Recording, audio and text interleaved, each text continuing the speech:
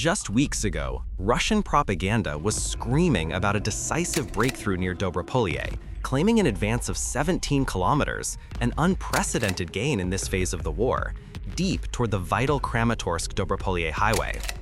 This was the narrative that shook both Kyiv and its Western allies, suggesting that the long-sought-after collapse of the Ukrainian front was finally underway. But that narrative was a profound, dangerous illusion. This was not a breakthrough. It was a clever but ultimately unsupported tactical trick, a movement that would rapidly turn a massive gain into a deadly trap. To understand the nature of this deception, we must first recognize what was missing. A genuine operational breakthrough, the kind of victory the Russian command desperately craves, is characterized by certain undeniable facts. It involves sweeping, coordinated armored columns, high volumes of destroyed enemy equipment, and the capture of hundreds of prisoners. None of that happened here. Instead, what we witnessed was the first large-scale deployment of the new Russian doctrine, infiltration or prasichavane.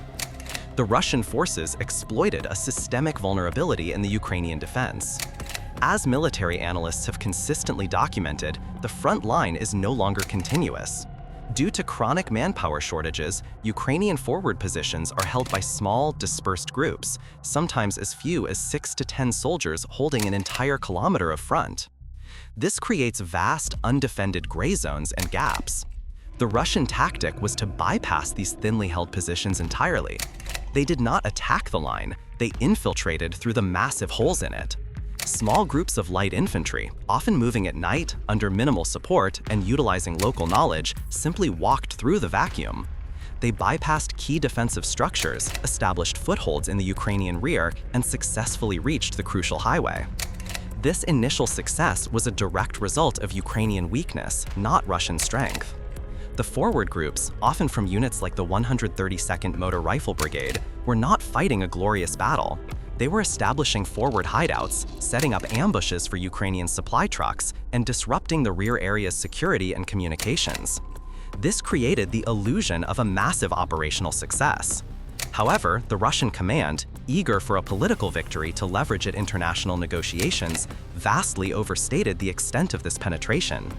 They took a localized light infantry infiltration and presented it to the world as a strategic breakthrough. This strategic deception was a calculated risk.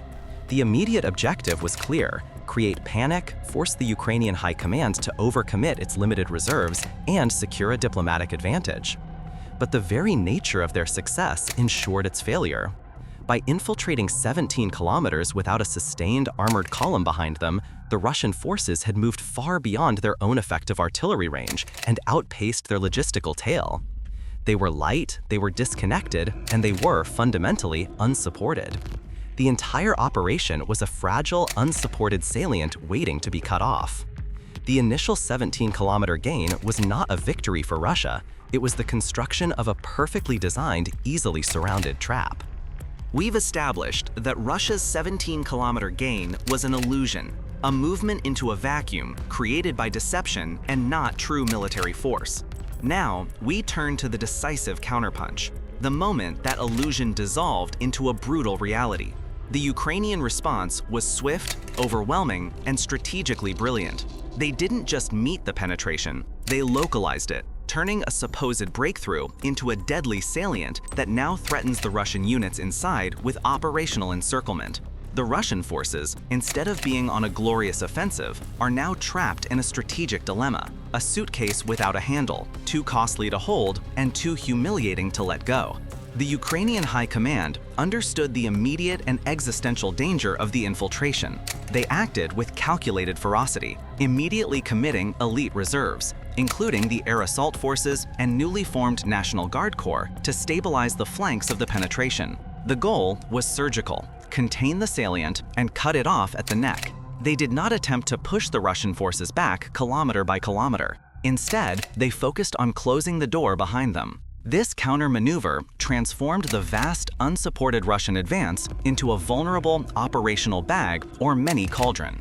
The Russian forces inside the salient are now pinned down and exposed to fire from 3 sides, a positional nightmare. The supply line that runs back to the main Russian lines is a long, narrow, and easily targeted corridor. This is the definition of a strategic liability. The advance has forced the Russian units to consume their own supplies while being unable to sustain heavy artillery support or consistent drone reconnaissance. They are relying on a trickle of logistics and their own immediate resources. This is not a force poised for victory. It is a force fighting for survival, desperately trying to prevent the flanks of the salient from being completely severed. The most damning consequence of this tactical reversal is the severe drain it places on Russia's already dwindling resources. To prevent a catastrophic public disaster, the mass capture or annihilation of a significant force, the Russian command has been compelled to divert fresh, high-value reserves from other crucial theaters. We are seeing Marine brigades and elite VDV, airborne units, which were prepared for future offensives or deployed to stable sectors, being rushed into this pocket simply to act as firemen. This constant commitment of elite forces to prevent a localized encirclement is a catastrophic waste of resources that directly undermines Russia's long-term strategic goals. The Russian General Staff is sacrificing future offensive capability just to save face and prevent a public disaster that would confirm the failure of their summer campaign. This tactical dead end is the result of a fundamental miscalculation. The Russian command believed that by using light infantry infiltration, they could avoid the drone kill zones that have destroyed their armored columns. What they failed to realize is that by moving beyond their own effective artillery and drone cover, they made themselves vulnerable to a different kind of Ukrainian force: the coordinated counterattack using heavy armor, tanks and Western Bradleys, and ground drones. The Ukrainian forces, knowing the infiltrators lacked anti-tank capability, were able to use armored vehicles with near impunity to clear out the Russian groups. The Russians are now left to fight a desperate, localized defensive battle in a position that was supposed to be a launching point for a major victory. The operational bag is not a sign of a strong offensive. It is a monument to a strategic gamble that backfired, turning the intended breakthrough into a deadly liability for the Russian military. We've established the troops were trapped, but to understand why a 17-kilometer gain evaporated, we must look past the bravery of the infantry and confront the disastrous failure of the Russian military's central nervous system. The offensive stalled not because of a lack of will on the part of the soldiers, but because the operational command was too slow and too rigid to act, a systemic failure that turned a tactical success into a strategic cul-de-sac. The exploitation of the breakthrough failed because the command structure, obsessed with reporting the initial success, immediately dropped the ball on the necessary follow-up. This was not a pre-planned operation with dedicated logistics. It was a chaotic scramble.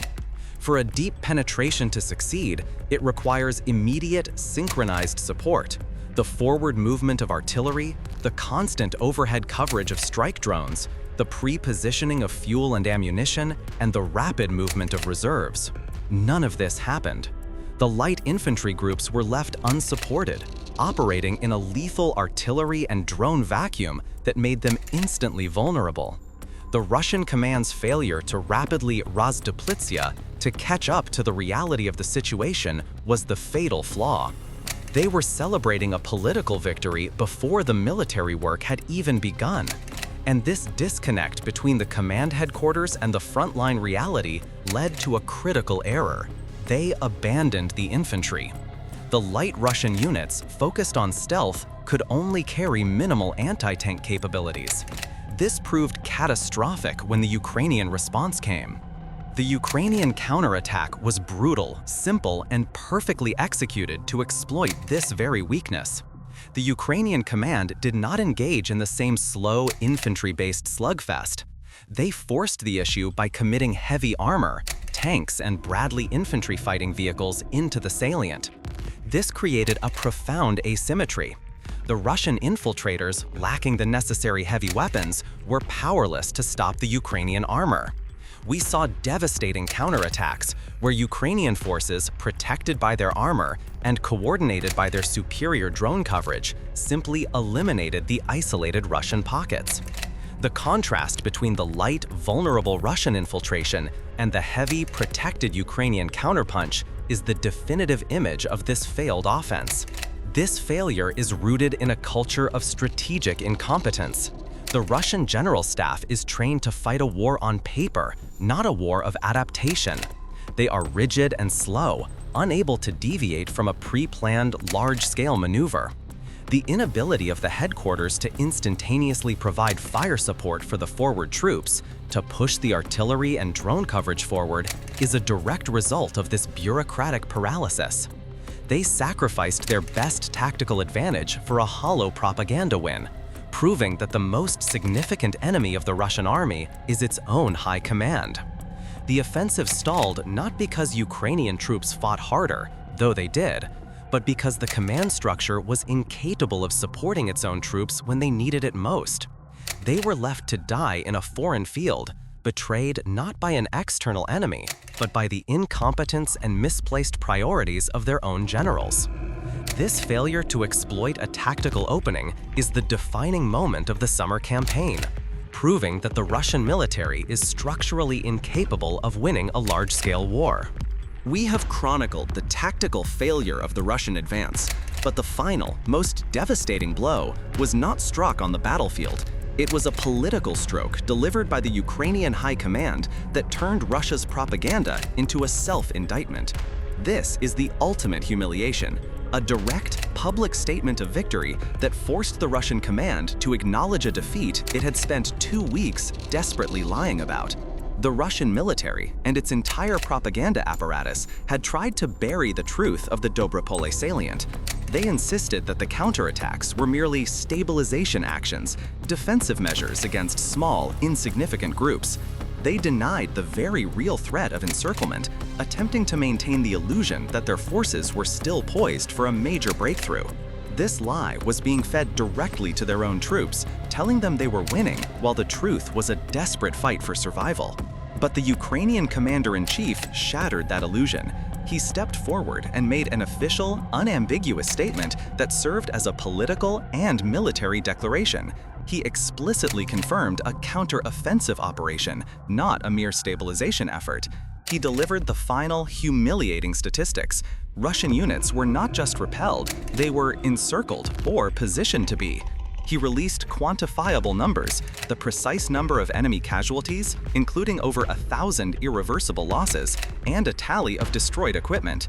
This act turned Russia's strategic lie into a public, verifiable defeat.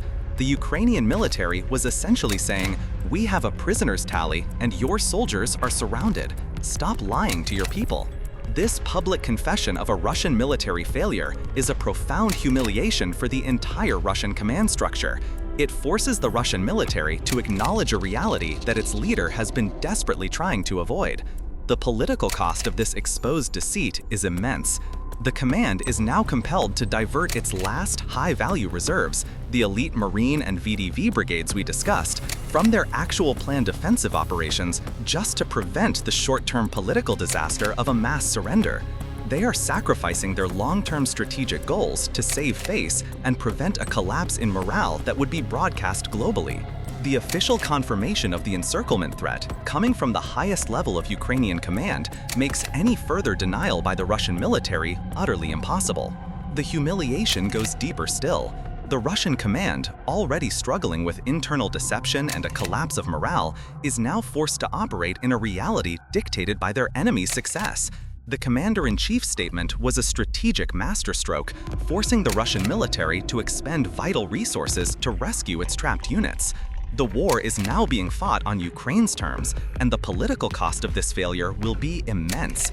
The Russian military, which claimed to be fighting a fictional victory, is now being forced to publicly commit its last reserves just to avoid a decisive defeat.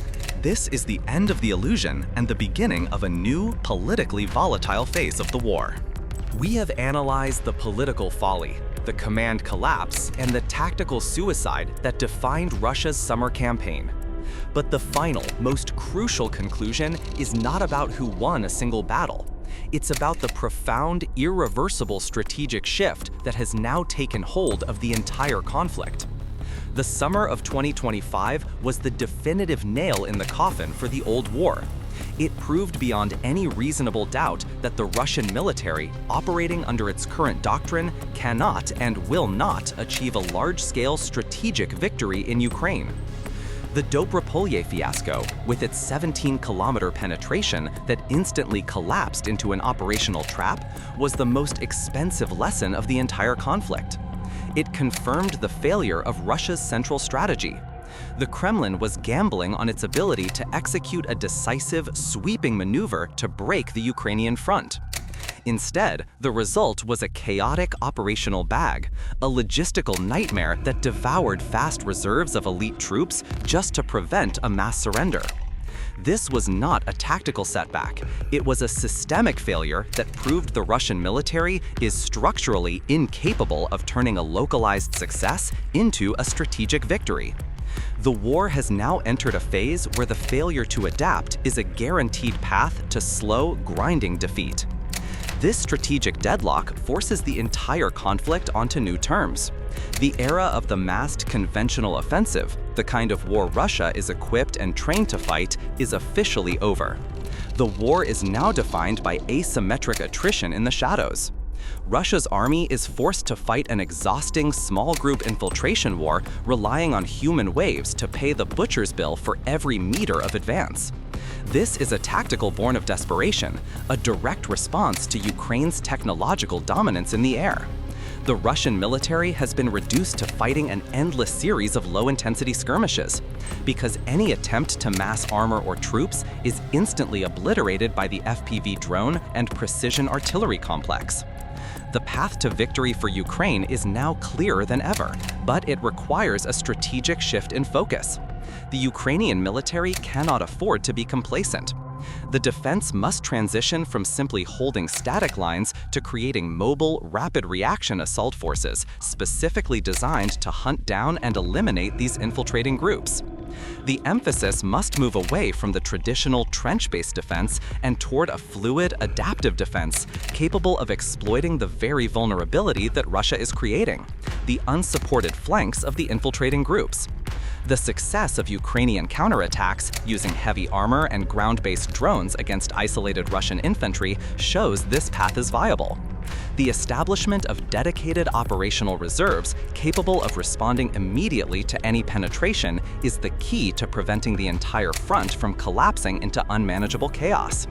The final verdict on the summer of 2025 is that it was a decisive moment of truth. It confirmed that the Russian military is in a state of terminal decline, relying on lies and suicidal tactics to maintain a fictional victory. The war will not end with a sudden, grand maneuver. It will end with the slow, agonizing exhaustion of a system that is fundamentally incapable of adapting to the future of warfare. The war has changed forever, and the path to victory for Ukraine is now clearer than ever.